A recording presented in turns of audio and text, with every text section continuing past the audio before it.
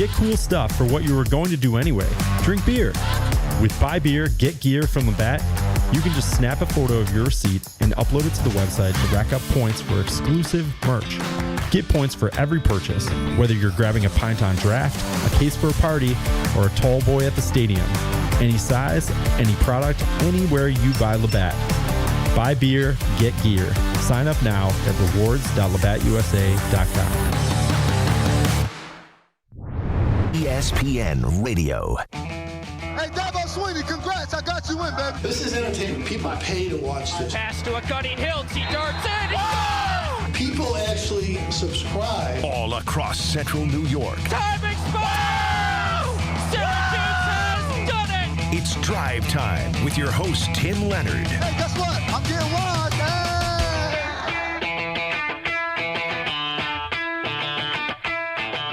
We welcome you into Drive Time on a Wednesday in central New York, where it is still sunny in central New York. Warming up. Basketball season in the rear view officially. Lots of lacrosse to look forward to. Both lacrosse teams just keep on winning. And still plenty to discuss in regards to the basketball program. New head coach Gerry McNamara officially announced yesterday. And then he had his first interview as the Syracuse men's basketball head coach this afternoon on these airwaves on Orange Nation. An exclusive interview with Gerry McNamara, even before his opening introductory press conference, which our guy Stephen Fonte reporting, who was on the interview earlier today. Stephen Fonte, the newsman he is, the journalist he is, reporting that maybe Monday it looks like there's going to be an event for one Gerry McNamara.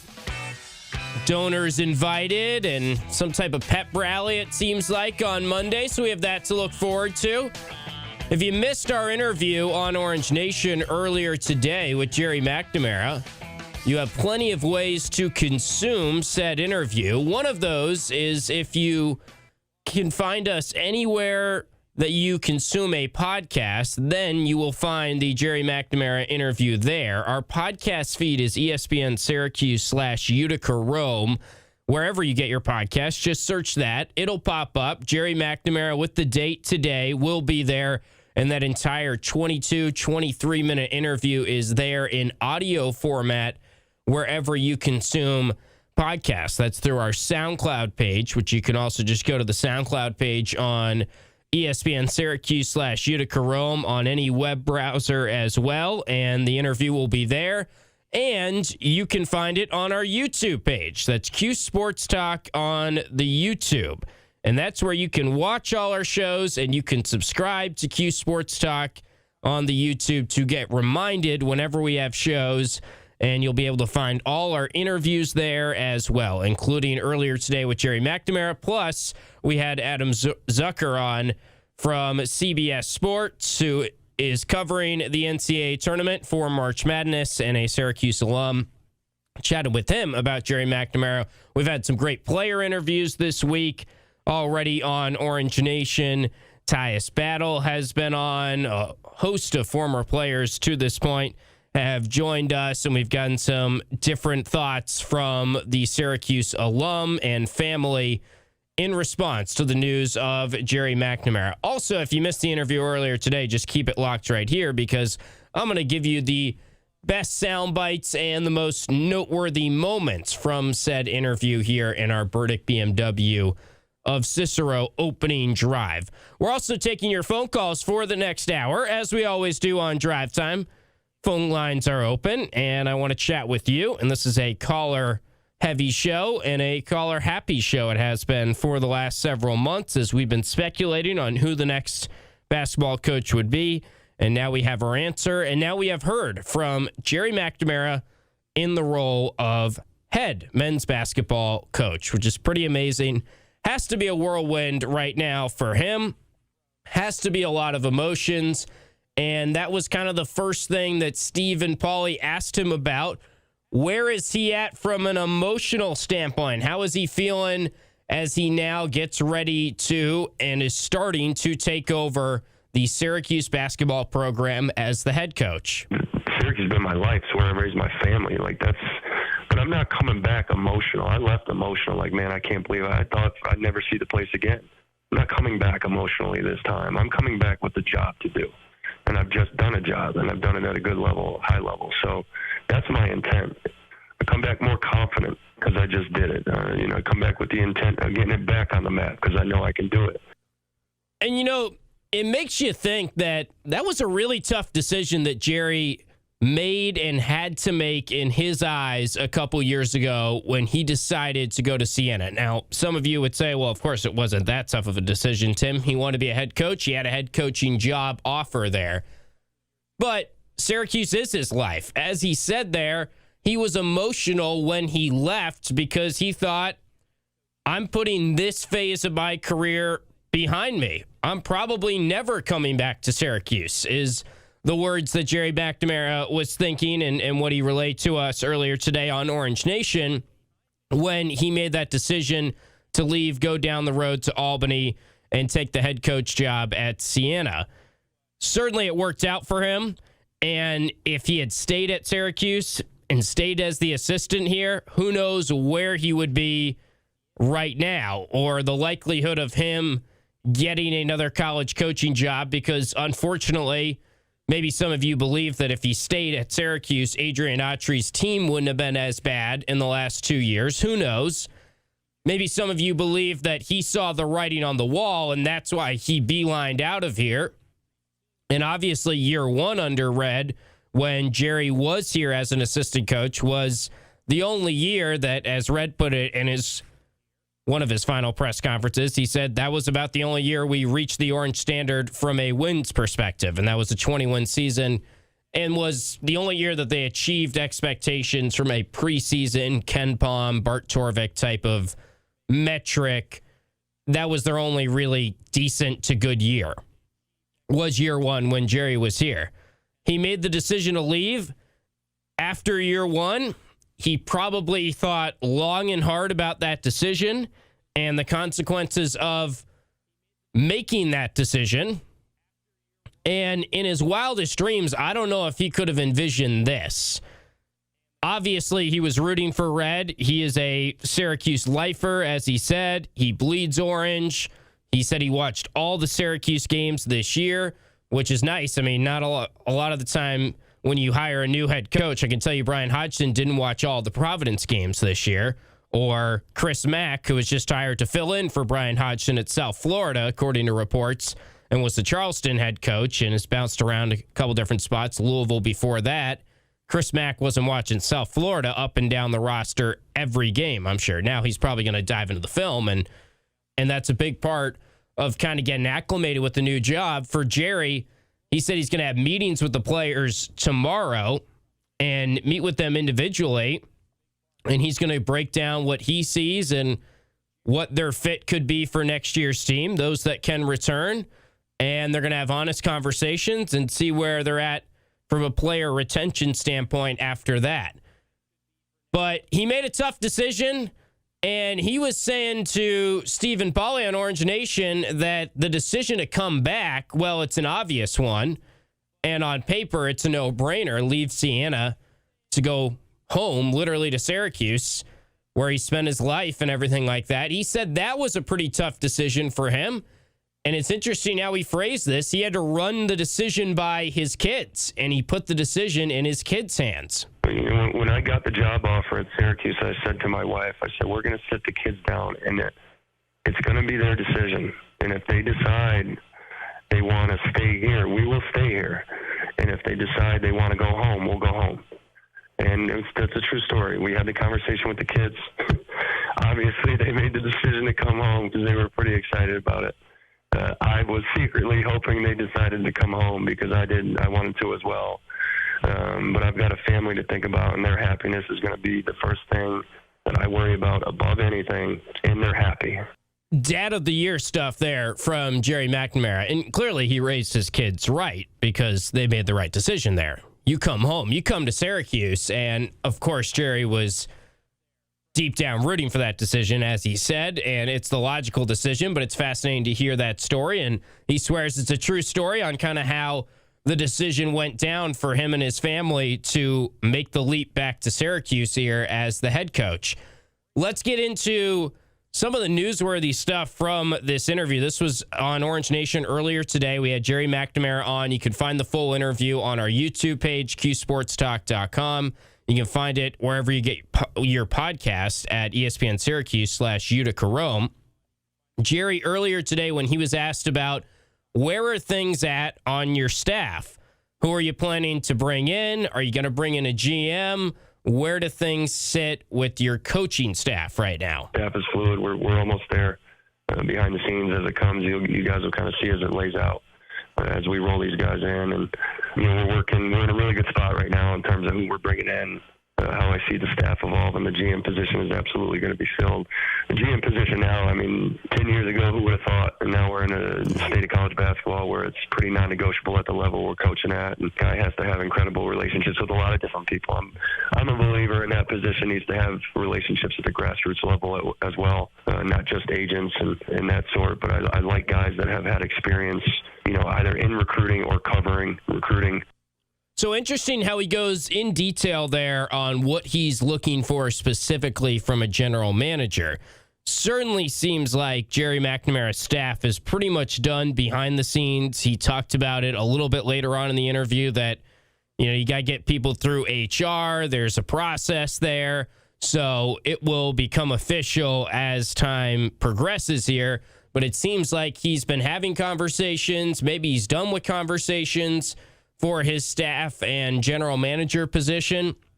I said it on Monday once we found out that Gerry was the head coach, basically Sunday afternoon, and I had my first show on Monday, that the GM position is going to be very fascinating to see who he hires there, because there's really no one that I could guess off the top of my head that is that logical guess to be the general manager.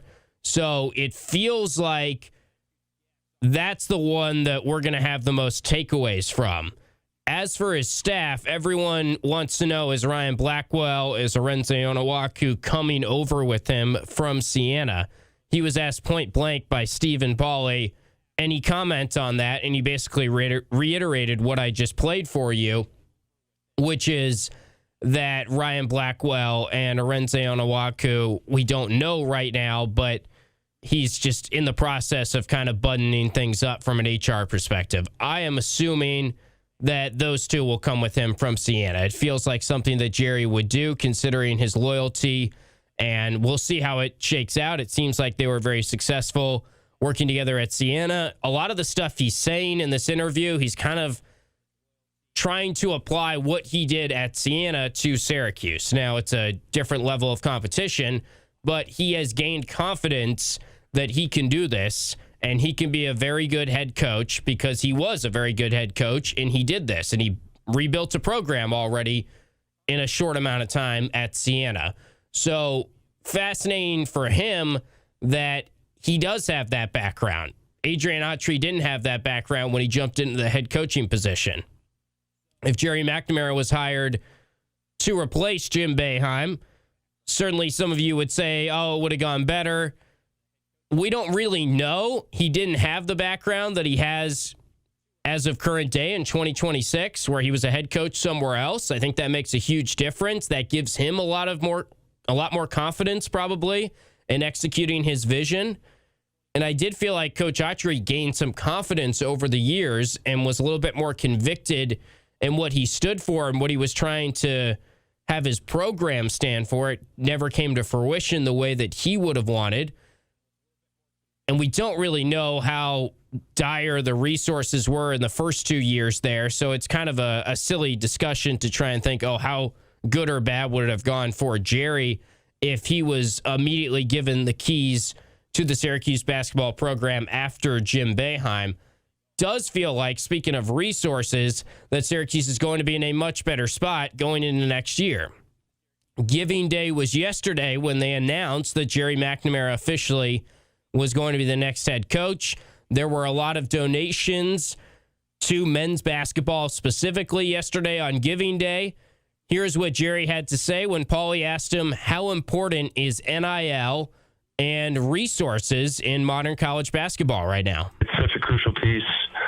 It's fast moving. There's so much pressure on the universities in terms of rev share, and it's still really important for the fan support. I know the reality of things is you're more willing to support when you're supporting a good product. That's the most important thing. So we've got to make sure that we prove we can put a good product on the court. And if you do that, guess what? You're going to get a little bit more support. So I understand that. We've got to put the product on the court. Fans get involved in that. They get behind it. They got behind it yesterday. As long as we bring in the right people here that represent our school the right way and play at the right level, win at the right level, the support's going to be there. Syracuse support has always been there. That's why they demand so much of us. And earlier on Orange Nation, Steve laid out, he's talking about we had a good day yesterday, Gerry. Steve laid out the numbers on Giving Day and just how many more donors specifically and volume of people and number of dollars generated were there for men's basketball specifically compared to last year.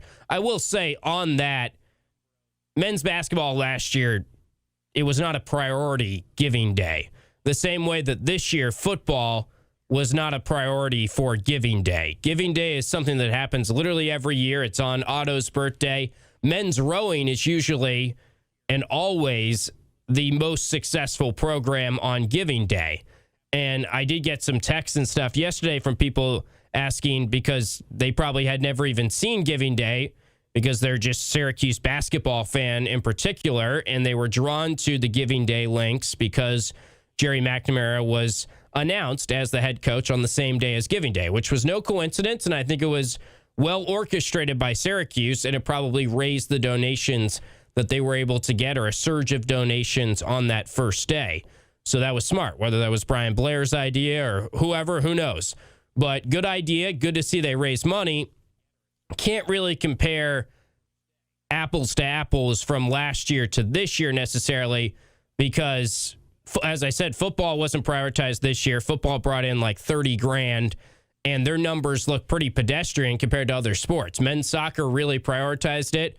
They brought in a lot of money. Men's rowing is not an NCAA sport necessarily, so they need to bring in a lot of money on Giving Day. It's always a huge day for them, and they always stress it, and they always get a lot of donations on that day.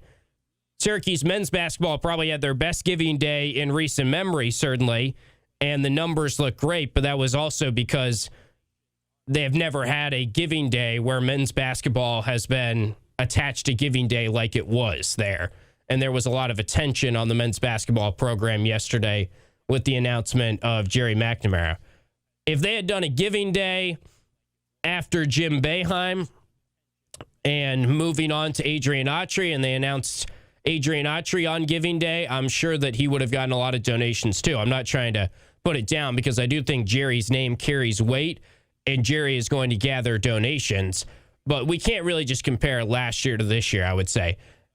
Continuing with more comments from the interview on Orange Nation earlier today, here's Gerry McNamara with more thoughts. How about what's his offense going to look like? And this was pretty insightful from Gerry, who we know is a great X's and O's offensive mind.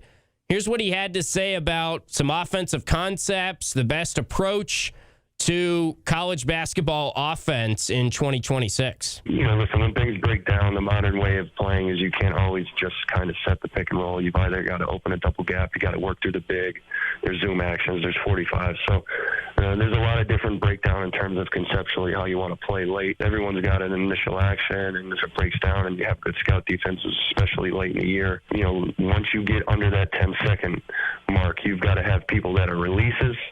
You got to have people that are attackers, and you got to have people that are drillers. So if you're opening up double gaps, you got guys that you can kick to if they help or overhelp. You got guys that you could release to that you can have a 4 or 5 man that's good in isolation or post that you can kind of release through. So all these things kind of matter late in the clock, and you have different calls for them. So Gerry throwing out a lot of buzzwords at us there, which he is one to do. Zoom action, 45s, double gaps. Zoom action, to boil that down, that's basically dribble handoffs, which you see a lot where someone's kind of curling around. You get some pin down screens. You see that a lot in college basketball right now. 45's the best way I could describe that. That's a specific cut that sometimes kind of looks like a backdoor cut, but basically you're drawing two defenders looking at one player, and off-ball movement leads to a cut that's late in the shot clock typically, which Jerry's laying all this out as kind of what's your plan B once you get late into a shot clock, once your initial action is stopped. And frankly, I don't think that Adrian Autry's initial actions were any different really from the standard in college basketball or what the average college basketball team did. Some of you will disagree with that, but just hang with me for a second. The initial actions I don't think looked any different, and Brad Brownell said that. Remember when Brad Brownell was asked after the Clemson game about Syracuse's offense, he was like, yeah, I think you guys might be overreading it. The initial actions look the same. Now, 10 seconds, 15 seconds left in the shot clock, the initial action has been denied, which probably initial actions get denied more once you get deeper into the season and you're in conference play and teams have a better familiarity with one another and they can scout specifically a little bit better. Because a lot of these scouting reports, I've been in the room when Syracuse is going over scouting reports for men's basketball, women's basketball, seen other coaches do it. A lot of these scouting reports are putting up all the initial actions for these teams. And it's not that hard to figure out, hey, when so-and-so tugs their ear or so-and-so calls out number 2, here's the action they're going to go to. And it's not like most teams have 30 initial actions. They kind of run a playbook that isn't that huge. And once you get deeper into the season, it's a little bit easier to stop the initial actions. Syracuse's problem under Coach Autry offensively was probably more late shot clock stuff. And I think it's fascinating how Jerry sort of dove right into that when Paulie asked him the question, you know, offense was a big talking point here the last couple of years. What can we expect from your offense? So maybe he was hinting at that's what he saw from Syracuse. That's probably putting words in his mouth and assuming too much. But that was an interesting answer. And obviously he knows his stuff when it comes to the concepts, sets, and an offensive playbook. And I think Syracuse will be in much better hands there. We'll hit our first break here on Drive Time, 315-437-7644 if you'd like to call in. If you have thoughts on GMAC or any of that, anything we've discussed so far, you can give us a ring at 4ESPN44. We're back with more on Drive Time. Westwood One coverage of the NCAA.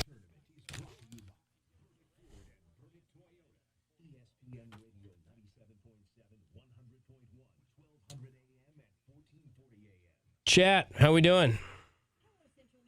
Got an agree, Tim. Wow. Super Cat. Didn't know that was possible. Love it.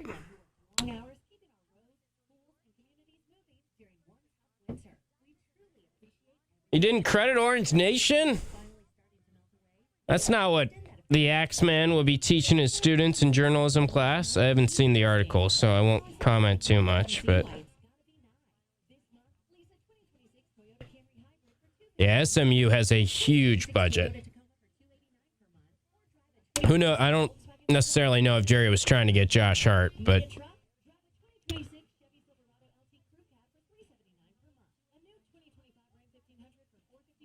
way back to the Locked On days, Tronic.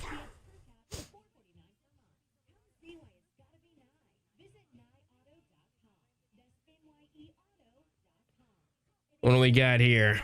Oh, Coach Ed Orgeron, yeah. Yeah, I saw that earlier, Gavino. That's cool.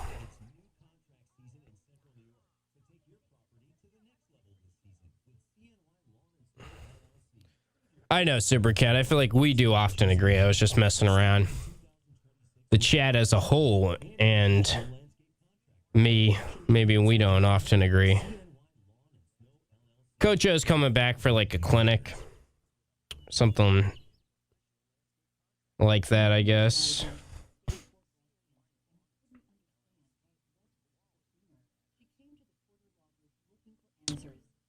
All right. Hey, Paulie. Hey. I put in a request for a podcast. Okay.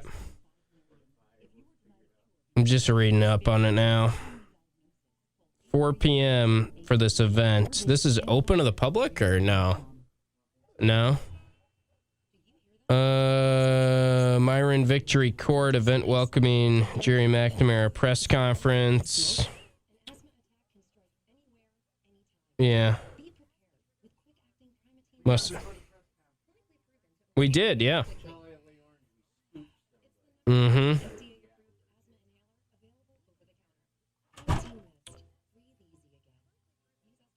Welcome back event for head coach McNamara. Monday, March 30th, 4 p.m. Myron Victory Court.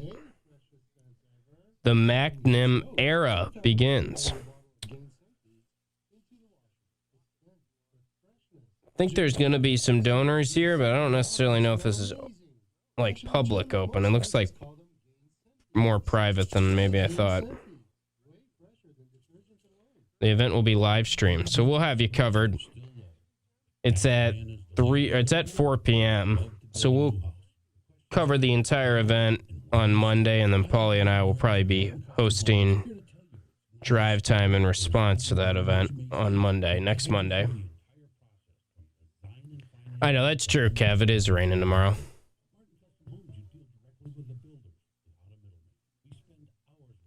Yeah, maybe Govendo. I got the same invite too, but I don't know if that's... I'm just not sure, like, who got it and who didn't. They don't really have clarity on that in the invite.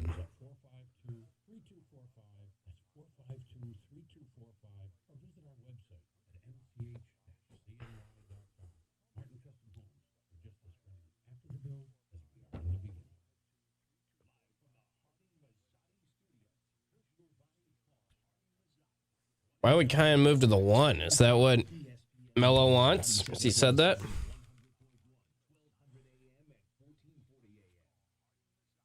ESPN 97.7 and 100.1. Watch live on QSportsTalk.com.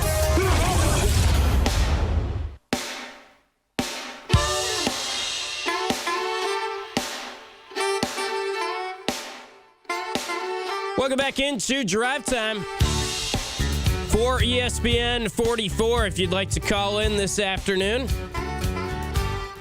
Looks like Monday is going to be the Gerry McNamara introductory press conference. We'll have it covered for you Monday. It'll be a 4 p.m. event at the Dome, Myron Victory Court, same area where Brian Blair had his formal introductory press conference as the new AD of Syracuse. Great new space, that Myron Victory Court inside the Dome for kind of pregame and tailgating, etc. So Myron Victory Court, looks like the event is going to be open to some donors of some sort and be kind of a pep rally feel to it potentially, but it starts at 4 p.m. The doors are going to open at 3 p.m., and we're going to try and broadcast there from Monday at the Dome. Obviously, we will have the entire press conference for you on our airwaves, whether we are at the Dome or not. You can watch the press conference Monday on QSportsTalk.com, on our Q Sports Talk YouTube page as well. And then ideally, that press conference will probably wrap up around the time that Drive Time will start Monday. And ideally, it will be me and Paulie dual hosting Drive Time from the Dome. So more details on that to come, but it has become official. They are releasing the invites and such right now that it will be Monday, next Monday, March 30th, for Gerry McNamara's introductory press conference. Of course, if you want to hear from Gerry McNamara and all the questions that you would want answered on how he feels about being back as the new Syracuse coach, etc., we just laid out a lot of his good answers from his very long and informative interview earlier today with Steve and Paulie on Orange Nation, his first exclusive interview as the head coach of Syracuse basketball, and probably his 1,000th time being interviewed by Steve and Paulie, but a very different interview than what he has had before, now that he is in charge of the program and the head coach. So that is available on our YouTube page right now, Q Sports Talk on the YouTube page, if you'd like to watch back that entire interview from earlier today. News coming out today as well that Gavin Dodie officially in the transfer portal. I guess it's unofficial because the portal hasn't technically opened yet. Portal technically opens April 7th after the Final Four, after the national championship game. Gavin Dodie, the top player at Siena. Gavin Dodie from Fulton, New York, who was an all-conference player at Siena, is a virtual lock to join the Syracuse roster next year and follow GMAC to Syracuse. There's been some similarities in the way he plays and how GMAC plays or played, and just such a great fit between the two of them. So it seems like he's coming. Adam Zagora, who is a college basketball national reporter, putting out there today what is another kind of virtual lock that we're all assuming is the case. And he's saying that he has heard that Ryan Mesh, who is an incoming freshman, current high school senior, graduating, but was committed to Siena, committed to play for Gerry McNamara, and is from Chinango, and got a big NIL deal to go to Siena, big by Siena standards for sure, and was set to go there. Zagora reporting that it seems like Zagora, I think it's Zagoria.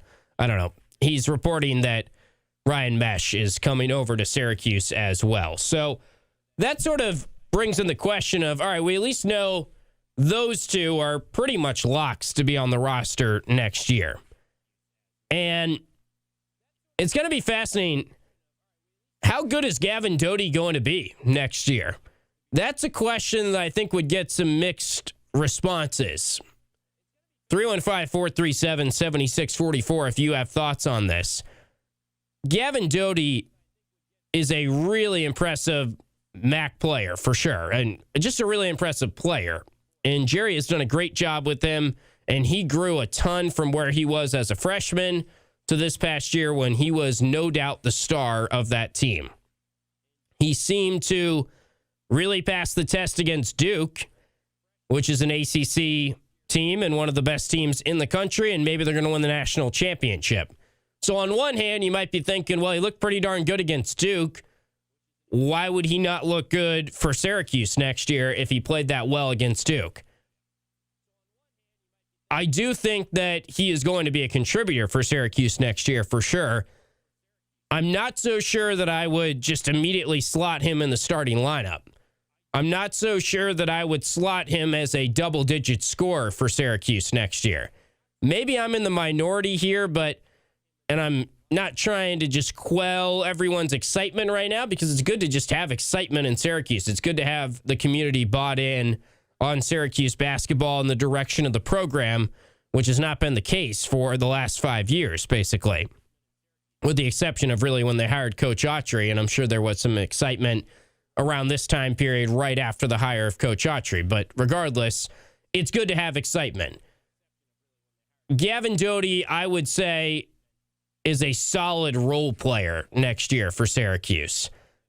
I was very impressed with him this year. I was very impressed with how he played against Duke. But I do feel like I'm just sort of bracing myself for the fan base reaction, because that's what I do a lot. And I try and sort of get ahead of what are the narratives that are going to form. What's the fan base going to think? It's not hard. You don't have to squint your eyes too much to see a world where the fan base is midway through next season and they're saying, why is Gerry playing his boy Gavin Dodie so much? He's showing favoritism to his guy from Siena. And everyone's saying, we overreacted. This isn't the MAC. He's got to stop playing him. I think there's a world where that happens. I don't want to get too excited about Gavin Dodie, but obviously that's an addition in the portal where it makes logical sense, and it's a big plus on the roster to bring him in. And I do think that there have been a lot of success stories of a lower conference player working their way up to the power conference. And if you are a star at the MAC, you're a really darn good player. And Gavin Dodie is a really good player, and he's got skills that will translate. He plays really hard. He's a great competitor. He's a good shooter. He's a good shooter on the move. I think he will have a role for sure next year for Syracuse. But as I said a couple times earlier this week, and I'll say it again, he's not going to be your star next year. They desperately need a star in the transfer portal, and I would spend a good chunk of the roster budget next year. If it is at $9 million or slightly over $9 million, which is kind of the rumors and the reports out there, Matt Norlander of CBS Sports saying that's kind of the number he's heard, I would spend $2 to $3 million. And if you have to spend more than that, that's fine, on getting someone who is a stud and all-conference caliber player for Syracuse to bring in next year. Not a lot of teams make the NCAA tournament unless they have one all-conference player. And I don't think Gavin Dodie is going to go from all-conference in the MAC to all-conference in the ACC in his first year in the league.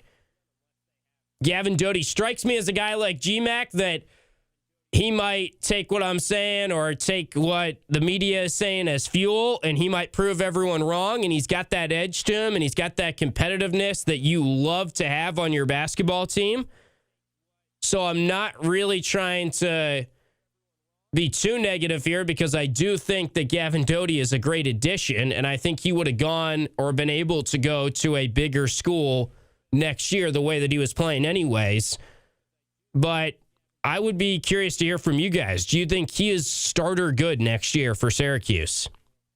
Do you think he's good enough to be a star, to be a double-digit scorer next year for Syracuse? Same conversation really with Ryan Mesh. That one's a little tougher to project because we haven't seen him at the college level at all. But from what I've heard from those that have seen him play in person, he's really impressive. He's a really good shooter. He's only 6 feet tall, but he can shoot the lights out. That's playing, or high school basketball up here, so we'll see how it translates, but certainly he seems like an exciting prospect that would make logical sense to come to Syracuse as well. And we'll see how the rest of the roster shakes out. We'll work in a timeout. Your phone call could be next at 315-437-7644. You're listening to Drive Time. Lanier in transition.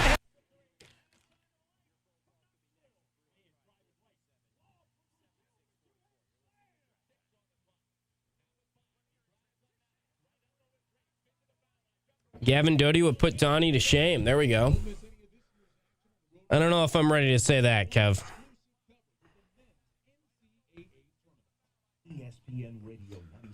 Yeah, I think people will like him, Philly, but it's possible that that narrative arises. Yeah, role players certainly can. I'm not ruling out him starting. I would say I would lean he's a starter next year, but I think he's maybe a role player starter is my best evaluation of what he would be. Played great against Duke.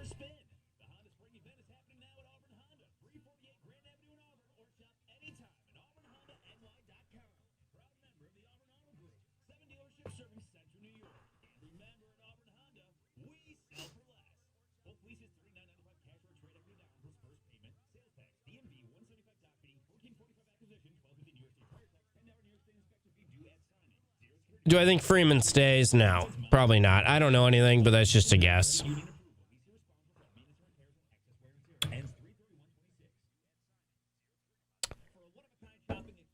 I'm not sure Gavin Dodie's a defensive superstar, but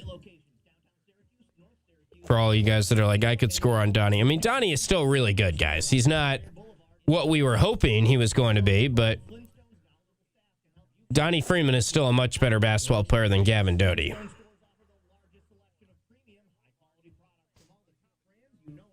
No, full effect can't be your starting five, especially not as a sophomore. I mean, maybe down the road, but and he's only 6'7". I know he's a big dude, but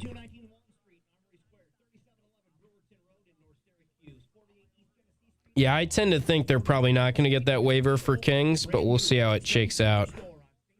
JG 2000 Cuse When was Joe Girard born? Are you Joe Girard in disguise?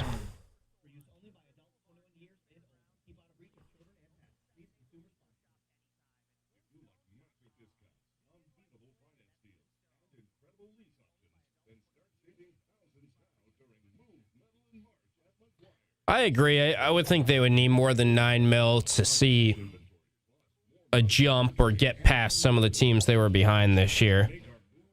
That's why, I mean, you can say anything right now. You could say top third in the ACC, and I mean, even at this time next year, we won't know if they were top third in the ACC. We don't have transparency, so it's kind of easy for them to promise that or say that. I think they'll definitely be around top third, and that's probably what they're sort of saying.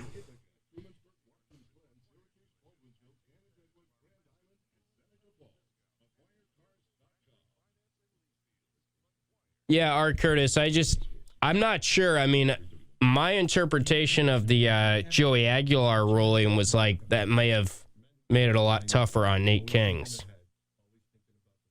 I don't really know why everyone's assuming it's going to happen. I haven't seen anything that would make me super confident it's going to happen.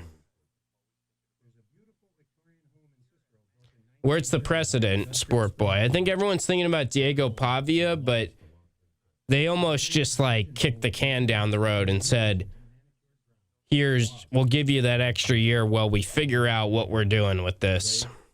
And then as the can got kicked down the road, they denied Joey Aguilar.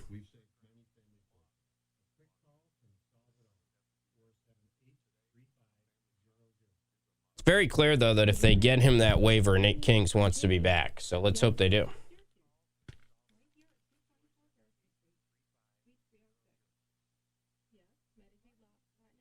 Philly, don't get mad at me. I'm just saying what Matt Norlander said. That's fair. I can bring up what Matt Norlander said, right?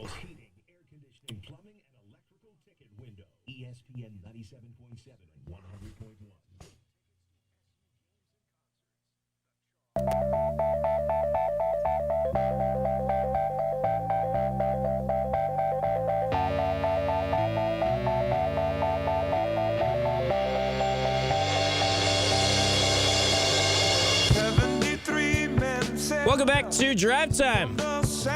Riding along here, about halfway through on the show. If you'd like to call in, you can. Phone lines are open the remainder of our program this afternoon, 5 to 6 p.m. weeknights. You can give us a ring at 315-437-7644. 5 to 6 p.m. Monday. Next Monday, we will probably be reacting to a Gerry McNamara press conference. Everyone's been wondering, when is that press conference? When do we have that to look forward to? Well, it will be Monday, late afternoon on Monday. You can listen to it here on the radio. You can watch it on QSportsTalk.com. We will have full coverage of Gerry McNamara's introductory press conference next Monday. He actually spoke for the first time as the Syracuse men's basketball head coach on these airwaves earlier today on Orange Nation, and did not give us really any hints on his staff or player retention or anything like that. But we're still kind of trying to parse through what he said and see if there's anything we can take away from it. It seems like as of now, the staff is getting buttoned up. The staff is getting finalized. I would be surprised if the staff does not include Siena assistant coaches and former Syracuse players Ryan Blackwell and Arenze Onawaku. That makes sense that they would join GMAC as part of the Syracuse staff. From there, he's got to hire a general manager. He said he wants a general manager that has some grassroots recruiting experience, has knowledge of what it takes to recruit, has some relationships in the recruiting circles, which I think is a good theory on something you should be looking for, a quality that would stand out in the general managers that he is set to interview. Gavin Dodie, Ryan Mesh, it seems like are going to be coming to Syracuse. We've known that. We've talked about that. And if you have thoughts on any of this, if you have thoughts on Gavin Dodie, and in the chat, a couple people were saying, you're crazy. He's definitely going to start. I do think, if I had to guess, Gavin Dodie is a starter on next year's Syracuse basketball team. I don't think Gavin Dodie is more than a role player starter, though. Like a third or fourth option, which is really, really good. That's a great player to have on your team. That's a great player to add in the portal and just immediately bring over from Siena. And let's not overlook that Gavin Dodie can be a culture setter for the team. He can be a leader that knows GMAC's system. He's played in it for 2 years. For the women's basketball team this year, Sophie Burrows was that player, and that's invaluable to have one of those players. Sophie Burrows was the only player on the team that had been with Coach Jack for 3 years. She knew what Coach Jack wanted out of her players, what plays work, how they work, best ways to make sure that they are in their specific defense, going about it the right way. And she was great at communicating that to the rest of the players. Gavin Dodie could fill that type of role for Syracuse next year, which is exciting. Let's go to the phone lines. Right now we got Tony in Syracuse, who is first up on the show this afternoon. Hey, Tony. Hi, Tim. How you doing? Doing well. How are you? Welcome back home yourself. I know. Yeah, it's been a long road trip. It's good to be back in Syracuse. Yeah. So I don't know his size and all that and position, but Dodie reminds me, the way I watch him play, his motor and everything, almost like a Dolajai. I don't know. You know, and I don't know. I found Dolajai to be a fan favorite only because of the effort and everything he did. I mean, I could see maybe, that out of him. And anybody that gives as much energy as either one of them, usually, you can get behind. Absolutely, Tony. I'm glad you said that because he will be a fan favorite, I think. And I did say in the last segment, there's a chance for any of these players, that a narrative forms, why is he playing too much, etc. I just don't want our expectations to be too high on him. I think he's a third or fourth option. He's probably a starter. If he is not starting, that's a good thing. That means that this team is very talented. And frankly, if they're going to make the NCAA tournament, you need a very talented roster, most likely. And obviously, you can have a roster probably as talented as this past year. And if you pair a good coach with it, they should make the NCAA tournament. So we'll see how all that plays out and who they are able to bring in out of the portal and what they prioritize in the portal. Dodie's about 6'5". He is a good shooter, and he does play with that edge and that competitiveness that I'm sure the Syracuse fans are going to love. Syracuse fans usually have one or two players on each team that are the quote-unquote fan favorite, and then there's one or two players on each team that are that doghouse player or that player that no matter what they do, the fan base sees the bad side in it, and the fan base wants them to be playing less. And this is not necessarily a Syracuse-specific thing, but it's very clear every year. You can go through probably every year of the roster. Like even Judah Mintz was the best player a couple years ago, but he was kind of that doghouse guy in a way. Trevor Cooney had that role. Joe Girard had that role, especially when Kadari Richmond was also the fan favorite when Joe Girard was playing, and then that conversation of who should play more shaped a lot of how the fan base felt about each of them. Gavin Dodie could be the fan favorite because usually the fan favorite is the guy that gets more out of his body or what you were expecting from him just based on how hard he plays. Like Tony said, Marek Dolajai. He was definitely in that fan favorite category. William Kyle this year was the fan favorite because at first the fans didn't like him or didn't like the idea of him when he was brought in because he was undersized and we didn't have that great of expectations for him. And he played really hard and he was super fun to watch and he made a lot of highlight reel plays. So it really kind of depends on your expectations of him. If you think Dodie is a starter and he's a stud already, then maybe he's not going to be your fan favorite next year. But also, I don't really know. I'm just sort of guessing. can't pretend to say I've watched every single Siena game, but I've watched a good chunk of them. And I do feel like it's going to be a little bit of a jump up, certainly in competition. But you also got to acknowledge that Gavin Dodie played really well when he played a jump up in competition against Duke in the NCAA tournament game. Let's go to Dro and Clay, who is next up on Drive Time. Hey, Dro. How you doing? So, listen, I want to apologize. Not that I was ever doubting McNamara, and I wasn't. It was more getting away from the Boeheim family tree. I felt like many we needed a new face. And people who know me well. I've always defended Jim Boeheim over the years. I've gotten in family fights, friend fights. Always defended. I have. And anyone who knows me know I have. He was a great coach who, unfortunately, stayed a little too long, and that's okay to say. But growing up, Boeheim built this program, okay?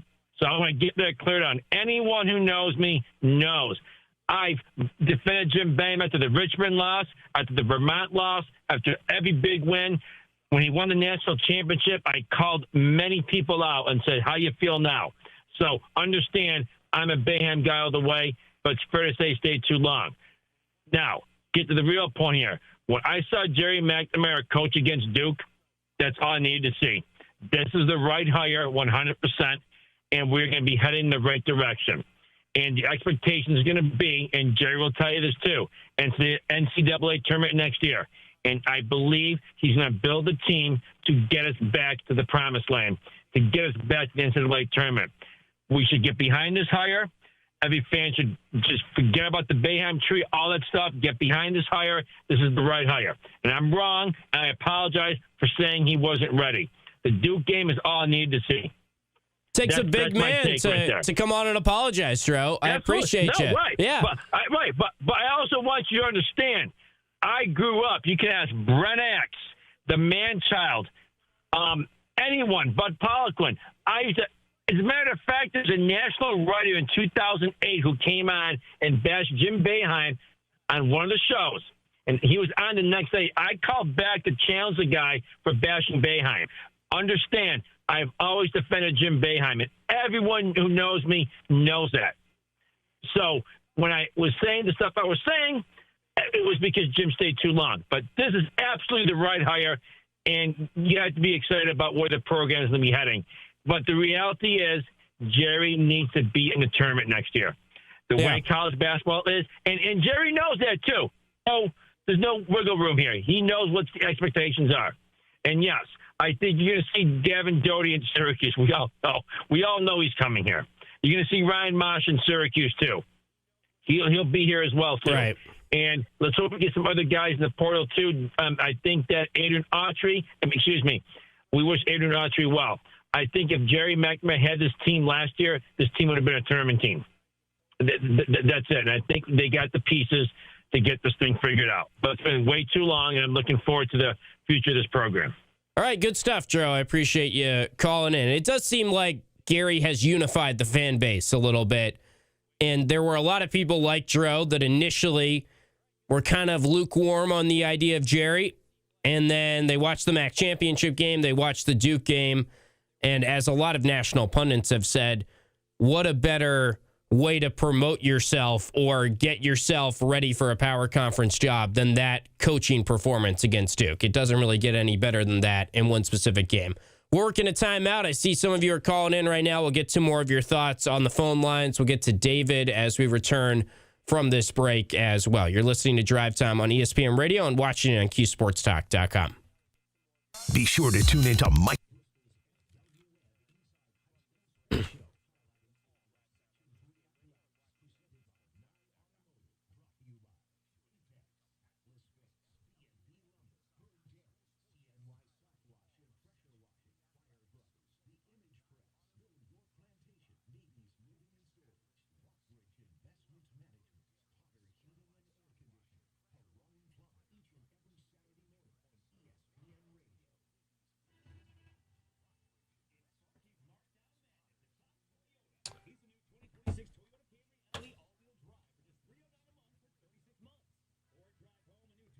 Chat.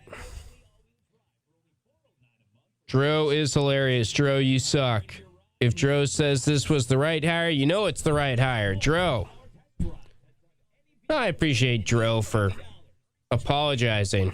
It's good to see that people can change their mind in 2026.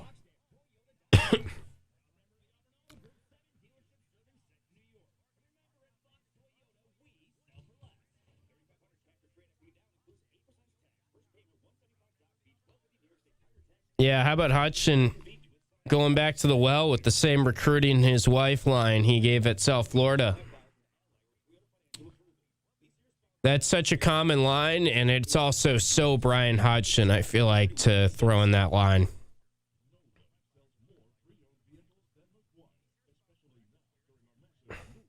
I do kind of laugh when I see, I think someone did tweet, like, you mean the girl that was a student when you were at Alabama? Like, people maybe are connecting the dots.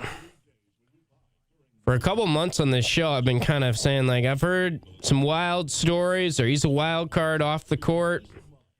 I don't know how much that played a factor in the hiring process, but he's a different type of guy. There are some stories that are not for air, I would say, around him. Yeah, huge lacrosse day Saturday. I'm going to talk about that at the end.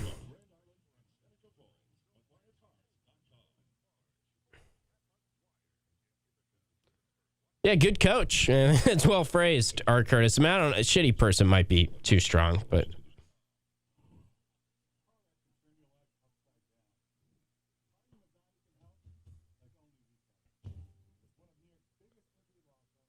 I don't know him enough to say that, but I've heard stories.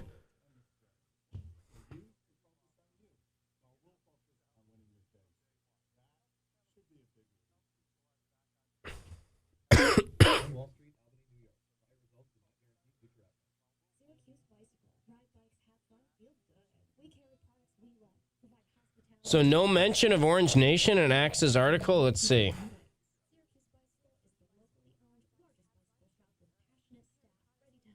I see the top story on Syracuse.com. Is Syracuse the favorite to land the Siena transfer, Gavin Dodie? Yeah.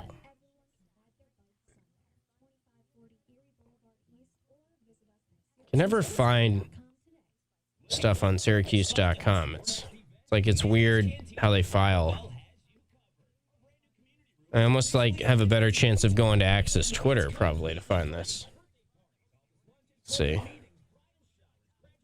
Axeman.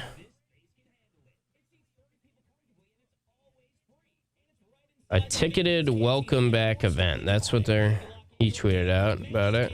I don't see this story. Maybe someone can link it.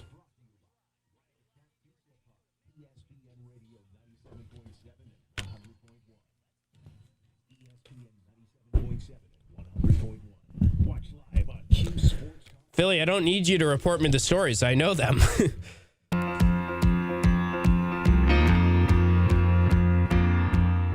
Final segment on Drive Time this afternoon. 315-437-7644 if you'd like to call in. We heard from Gerry McNamara on our station earlier today on Orange Nation. Full interview is up on our YouTube page, Q Sports Talk, on the YouTube page to watch back the 22-minute conversation between Steve Pauly and Gerry McNamara. Let's go right back to the phone lines. David in Syracuse has been waiting patiently. We appreciate that. Let's go to David in Syracuse. Hey, David.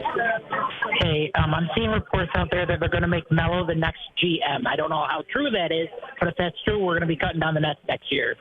All right. I don't know if that's true. That would be surprising to me. I would say to that, don't believe everything you see on the internet. Was it from a reputable journalist, David, or was it just what reports are you seeing? I'm just seeing stuff on the internet, like Reddit and stuff like that. I don't know how true that stuff is. Yeah, well, I appreciate you passing that along. Although I would say, let's not jump to conclusions there. That would not make a whole lot of sense to me. Do we even want that, actually? Like, deep down? I mean, Mello being around the program is great. Do we want Mello being the general manager? Let's leave Mello to be Mello, which he's pretty good at being Mello. And He's the dad of a player who is going to be on the team next year. I think we can all assume Kyan Anthony's on the team, Gavin Dodie's on the team, Ryan Mesh is going to be on the team. That's 3 guys who could probably pretty much put in Sharpie right now. And we'll see how the rest of the roster rounds out. Carmelo Anthony's not going to be the general manager. I feel pretty confident in saying that. The Reddit boards might say otherwise. The Twitter world might say otherwise, but let's just let it all play out. We probably don't know exactly what happened in all of these searches. Brian Blair came out of left field. Everyone was worried about Heather Lyke.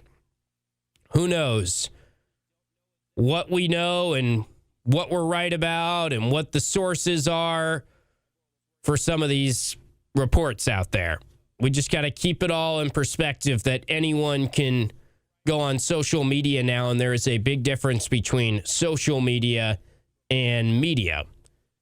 And I know it can trip all of us up. I get tripped up. I was joking with Paulie because I think he got tripped up by the Bill Self thing earlier today. It was some burner account that tweeted Bill Self is retiring. Bill Self had to come out and say himself that that's BS and that's all bogus right now, and he's still making a decision on his future.